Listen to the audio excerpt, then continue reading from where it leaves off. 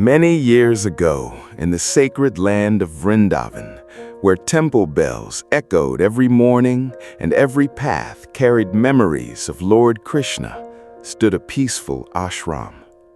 The disciples spent their days studying scriptures, chanting prayers, serving others, and caring for the cows. Among them lived Bhondu. His real name had long been forgotten because everyone affectionately called him Bhondu for his childlike innocence. He never doubted anyone.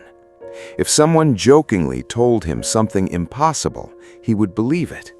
Not because he lacked intelligence, but because his heart had never learned suspicion.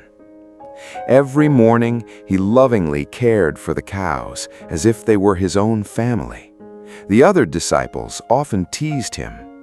One day, after seeing Bhondu talking to an old cow, they laughed and joked. If someone told Bhondu cows speak Sanskrit, he'd believe that too. They walked away laughing. But Bhondu looked back at the cow and genuinely wondered, maybe I've never listened carefully enough. That was Bhondu. His heart knew nothing but sincerity. Every evening, all the disciples gathered to hear Guruji. While everyone sat near the front, Bhondu quietly chose the last row because he believed everyone else deserved to sit closer than he did. Yet no one listened more carefully. That evening, Guruji described Lord Krishna walking through Bandir forest with thousands of cows, wearing a peacock feather, yellow robes, and carrying his flute. Then Guruji said something that changed Bhondu's life forever. Even today, every particle of Vrindavan remains alive with his presence. Most disciples heard beautiful words. Bhondu heard absolute truth.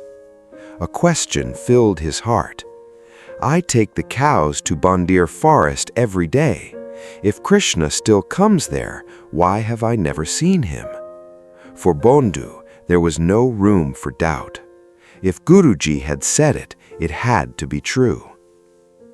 That night, while everyone else slept peacefully, Bhondu lay awake inside the cowshed. He kept remembering Guruji's words, the flute, the peacock feather, the yellow robes. Finally, he smiled. Tomorrow I'll look carefully. If Guruji said he's there, then he must be there. Maybe I simply failed to recognize him. With complete faith, he folded his hands, closed his eyes, and drifted to sleep, never imagining that the next morning would change his life forever.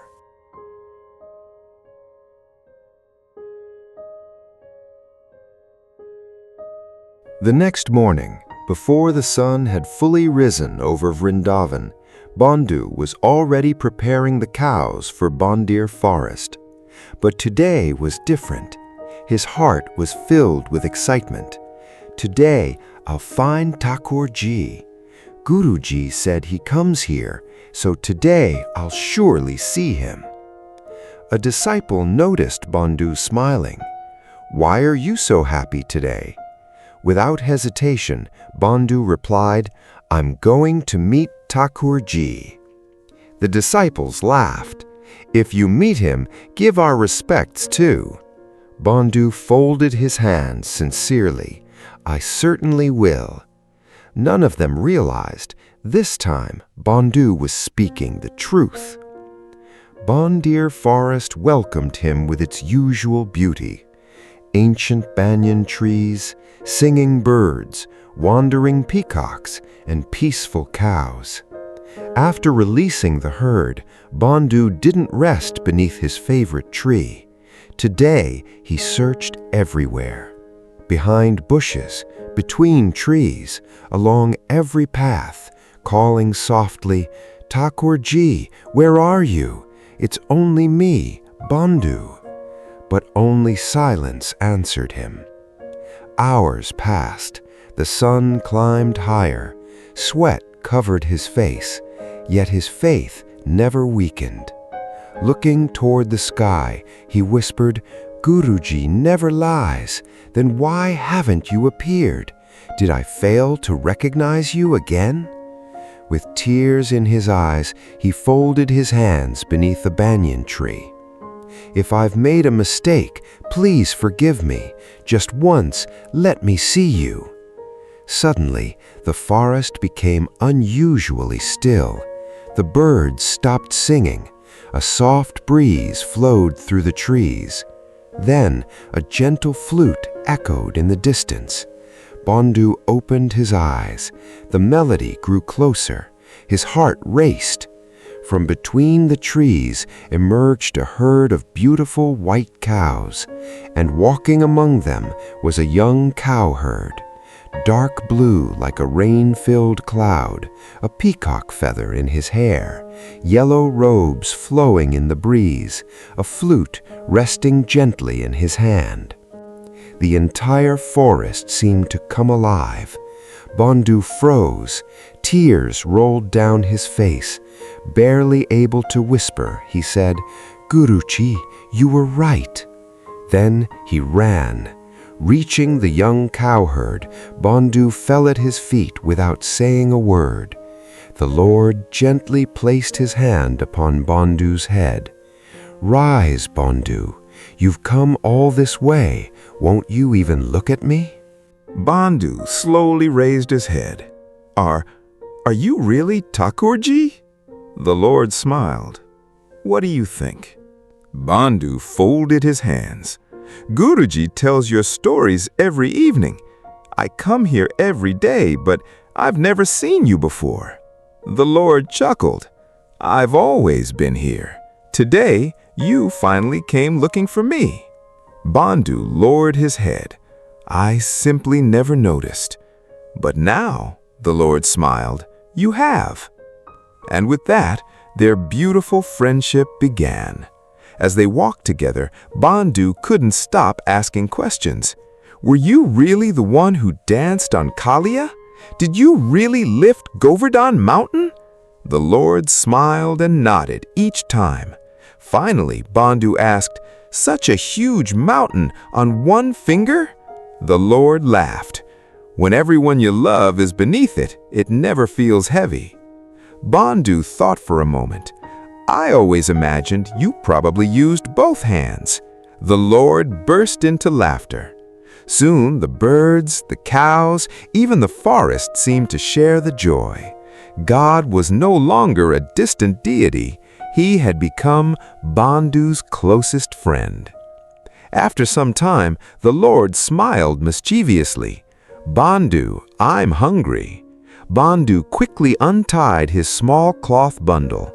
Inside were only a few homemade rotis, a little jaggery, salt, and a green chili. Simple food, rich with love.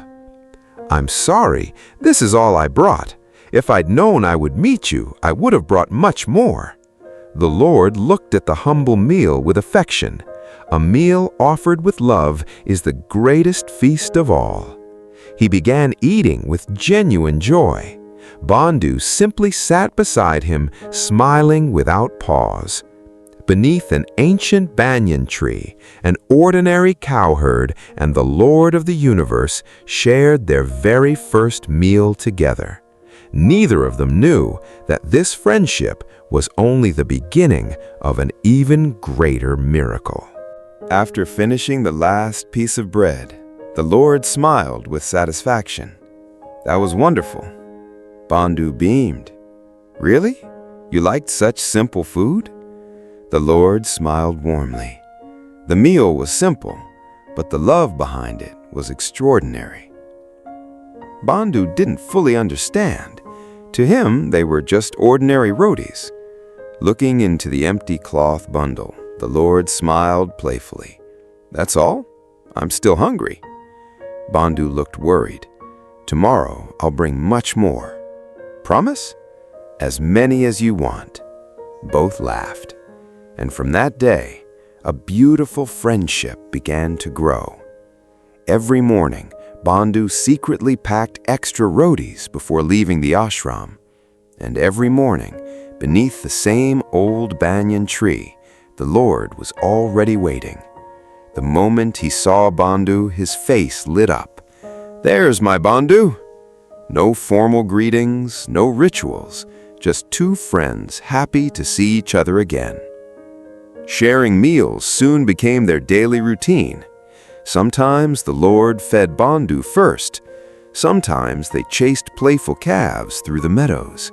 Other days they sat quietly beside the Yamuna, saying nothing at all. Their friendship had learned the language of silence. Whenever the Lord played his flute, cows gathered around him, peacocks danced, and even the wind seemed to pause. One day, Bhondu decided to try playing it himself. Instead of beautiful music, a loud squeak echoed through the forest. The cows stared in confusion. The Lord laughed uncontrollably. Soon, Bhondu was laughing too. Every evening, they walked together until the edge of the forest. Then the Lord would stop. "I'll see you tomorrow?" Bhondu asked. The Lord grinned. "If you bring extra rotis, I'll definitely be here." Both laughed before parting ways. Back at the ashram, Bhondu couldn't stop smiling. While caring for the cows, he hummed the Lord's flute melody. A disciple finally asked, "You've been unusually happy lately. Why?" Bhondu answered naturally, "I spent the day playing with Thakurji." The disciple barely paid attention. Later, Bhondu asked another disciple, "Didn't you go meet Thakurji today?" The disciple laughed and walked away. Bhondu simply shook his head. How strange, he thought. Thakurji is so easy to meet. Why isn't anyone else going? He truly believed everyone already knew about his friend. Days turned into weeks. Morning after morning, Bhondu brought food. The Lord waited. They shared meals, raced through the fields, rested beneath the banyan tree, and laughed like lifelong friends. During the rainy season, they danced together in the rain. When autumn arrived, golden leaves drifted around them. The seasons changed, but their friendship only grew stronger. One morning, something unusual caught the cook's attention. While counting the fresh rotis, he frowned. "They're missing? Again?" His eyes fell on Bhondu, who was quietly packing extra rotis, vegetables, and jaggery. "Bhondu, who is all that food for?" "Not for me." "Then who?" "For Thakurji." "Which Thakurji?" "The one who meets me every day in Bandir forest." The cook burst into laughter, but Bhondu remained completely serious. He quietly picked up the food and left. Watching him walk away, the cook's smile slowly faded.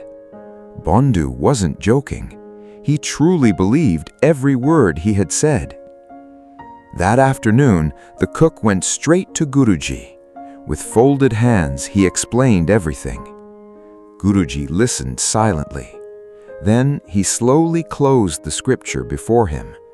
There was no laughter, no disbelief, only quiet curiosity.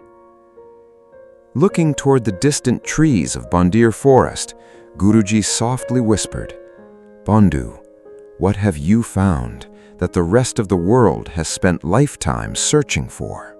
That evening, Guruji sat quietly on the veranda, prayer beads moving through his fingers. His thoughts remained fixed on Bhondu. Nearby, a few disciples whispered, "Bhondu is finally going to be scolded." Guruji heard them. Without looking up, he calmly said, "Never make fun of someone's simplicity. Sometimes, God chooses the purest heart, not the cleverest mind." The disciples fell silent. Just then, Bhondu returned from Bandir forest. As always, he first cared for the cows before thinking of himself. Guruji smiled and gently called, "Bhondu, come here, my son." Surprised, Bhondu hurried over, folded his hands, and sat respectfully beside him. Guruji asked softly, "Bhondu, why have you been taking extra food from the kitchen?" "Not for me, Guruji." "Then for whom?" "For Thakurji." Guruji remained calm. "Which Thakurji?" Bhondu smiled. "The very one whose stories you tell every evening, Sham Sundar. He comes to Bandir forest every day. We sit together and eat lunch." The nearby disciples exchanged shocked glances. Guruji quietly raised his hand. Silence returned. Then Guruji asked, "When you see him, what does he look like?" Bhondu's face immediately lit up. His complexion is like a rain-filled cloud.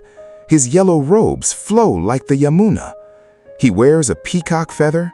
His eyes are like blooming lotus flowers. The disciples stopped doubting. They listened in complete silence. Bhondu continued, "When he smiles, the whole forest smiles. Flowers bloom wherever he walks. The air smells of sandalwood. And whenever he plays his flute, the cows, the birds, even the trees become still to listen." The entire ashram fell silent. Guruji's eyes slowly filled with tears. Only someone who had truly seen the Lord could describe him like that. Guruji closed his eyes. Years of prayer, meditation, and longing passed through his heart. When he opened them again, he no longer saw an ordinary disciple. He saw a soul blessed by God. Slowly, Guruji folded his hands before Bhondu. The disciples stood frozen. "Guruji, what are you doing?" Guruji smiled gently. "The one who has truly found God deserves honor." After a moment, Guruji spoke again. "Bhondu, will you do something for me? Just command me, Guruji. When you meet Thakurji tomorrow, please tell him that one of his servants is waiting.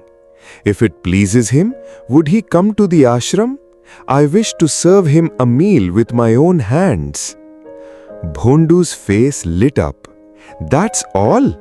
Don't worry, he's my friend. He'll definitely come."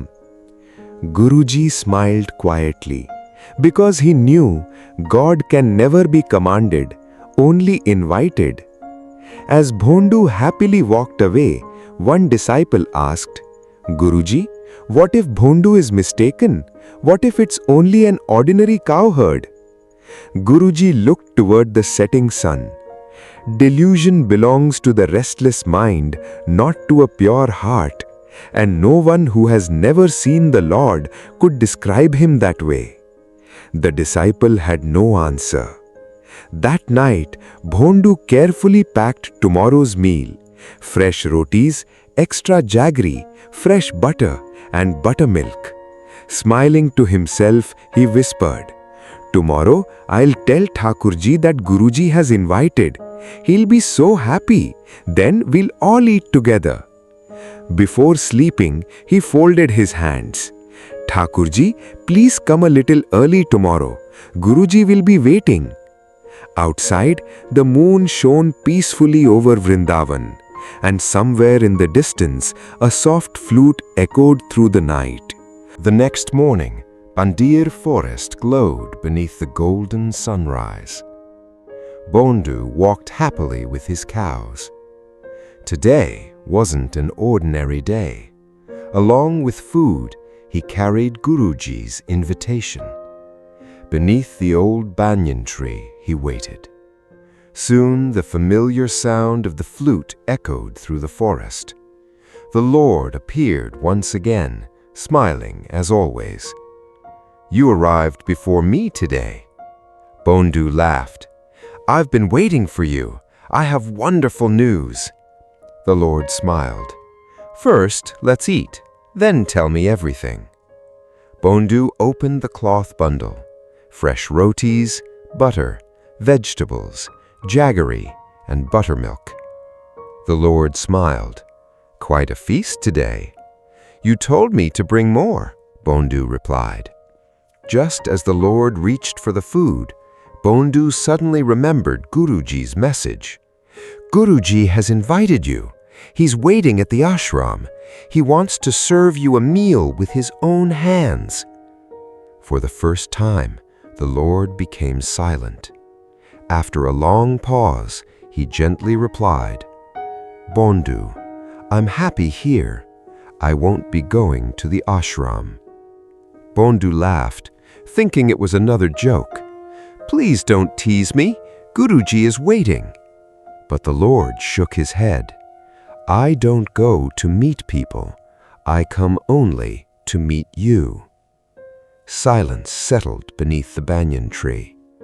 Bhondu folded his hands. "Please come just once. If Guruji had never told me about you, I would never have recognized you." The Lord listened quietly. "I know, but I'm still not going." Confused, Bhondu asked, "Did Guruji make some mistake?" "No."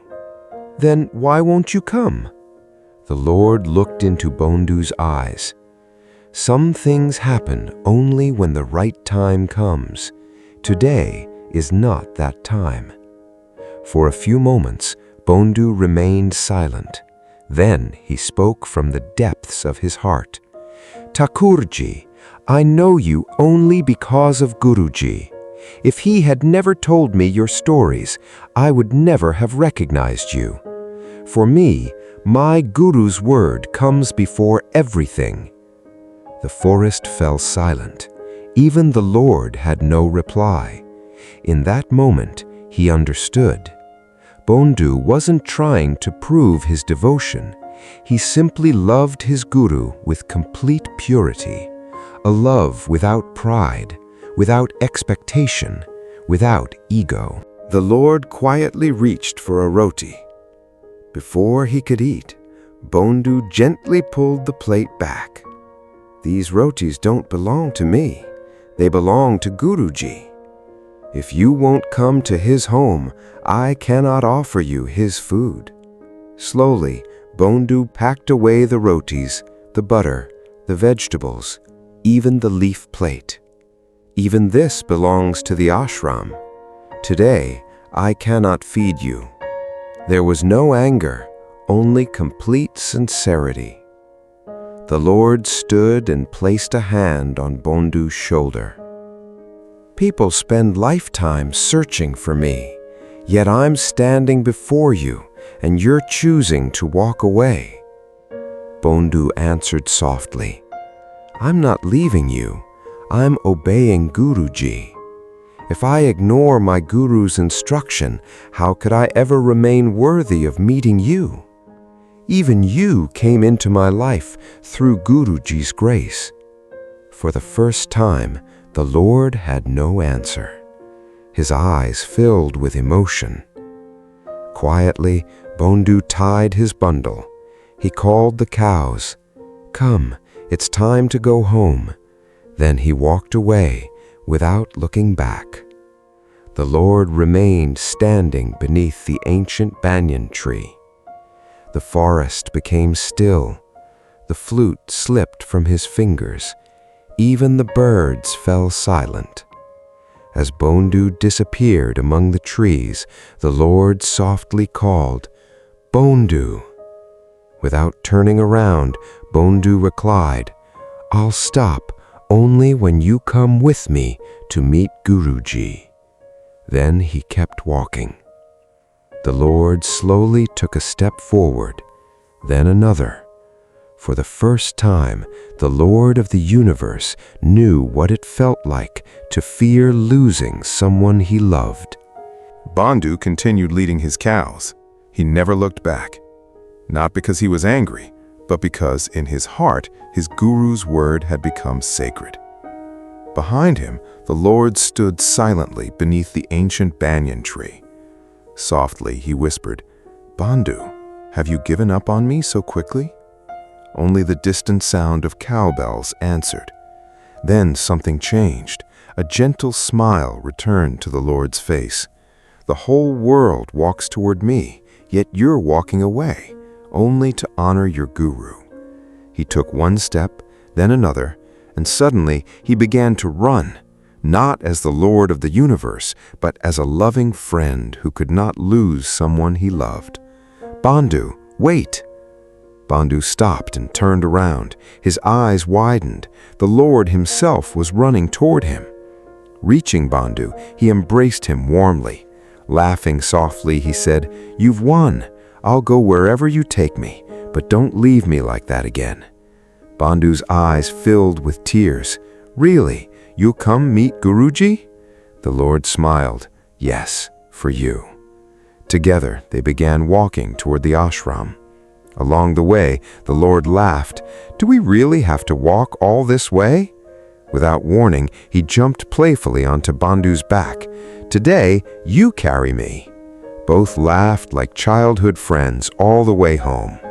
Meanwhile, Guruji sat waiting at the ashram entrance. Some disciples quietly doubted. Perhaps Bhondu was mistaken. Guruji simply smiled.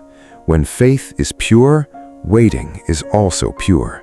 I will continue waiting." Just then, the sound of cowbells echoed in the distance. A cloud of golden dust appeared. The cows entered the courtyard. Behind them came Bhondu, with the Lord playfully seated on his back. The disciples froze. Guruji slowly stood. Tears filled his eyes. Sham.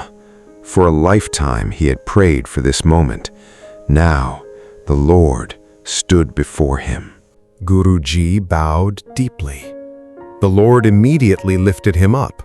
"Guruji, why are you bowing to me?" Guruji smiled through tears. "I bow to the grace that allowed me to witness this day." The Lord looked toward Bhondu. "No, Guruji, your teaching has succeeded. You gave Bhondu more than knowledge. You gave him a heart where I chose to live." Bhondu looked completely confused. "Why are both of you crying? Did I do something wrong?" Guruji laughed softly. "No, my son.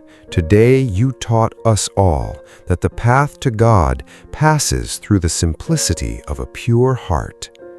Bhondu smiled innocently. "I didn't teach anyone. I only obeyed your instruction." As the sun set over Vrindavan, the three sat together beneath a great tree. The Lord broke a piece of warm bread. The first bite he offered to Guruji, the second to Bhondu. Only then did he eat himself. The silence around them felt sacred. As temple bells echoed across Vrindavan, the Lord's voice gently spoke. "Where there is no deception, where love expects nothing in return, and where life is lived with unwavering devotion to one's Guru, I cannot stay away. I come on my own." And that is why this story has been remembered for generations.